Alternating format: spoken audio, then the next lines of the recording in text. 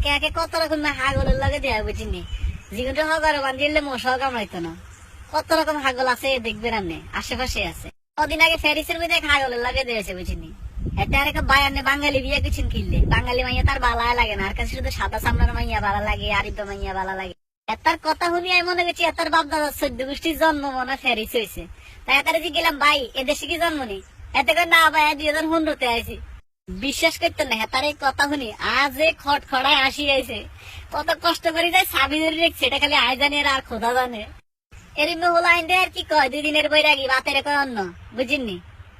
আচ্ছা যাই হোক, ইয়ার হেতার লগে কথা কইতে কইতে খবর এলাম হেতার বাড়ি হচ্ছে নোয়াখালী। তো হেতার নোয়াখালীলে শুনি আয়ার হেতার লগে নোয়াখালীলে কানে শুরু করছি। হেতারে কয় ভাই আমি তো নোয়াখালীর ভাষা বুঝি না। আজ গেলাম কিনলে আমি নোয়াখালীর ভাষা আর না। কয় ভাইয়া আমার জন্ম তো নোয়াখালী হয়েছে, কিন্তু আমি তো বড় হয়েছি ঢাকায়, আমার স্কুল কলেজ সব ঢাকাতে। ইয়ার হরে দিয়ে তারা কয় ভাইয়া আমি যখন ক্লাস 4-এ পড়ি তখন আমরা ঢাকায় চলে এসেছি, তো এই জন্য আমি নোয়াখালীর ভাষা পারি না। তুই ক্লাস 4 পর্যন্ত পড়িয়েছ নোয়াখালী, আর তুই আরেক তুই নোয়াখালীর ভাষা হারসা বেড়া।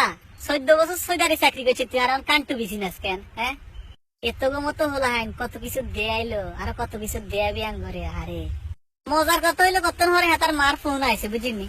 হেতে ফোন ধরি কায় আম্মু আয়ের তখন বুঝি আর কি হেতে যে আল্লাহকে নাটক করে, হেতে নোয়াখালীর ভাষা হারে না। সব বলা উচিত বুঝিনি। সিয়ন জিংলা আছে না, সিয়ন জিংলা কি হোকাটি আবার এমন এমন জোরে বাড়ি দেন জীবন আর এসব না করে।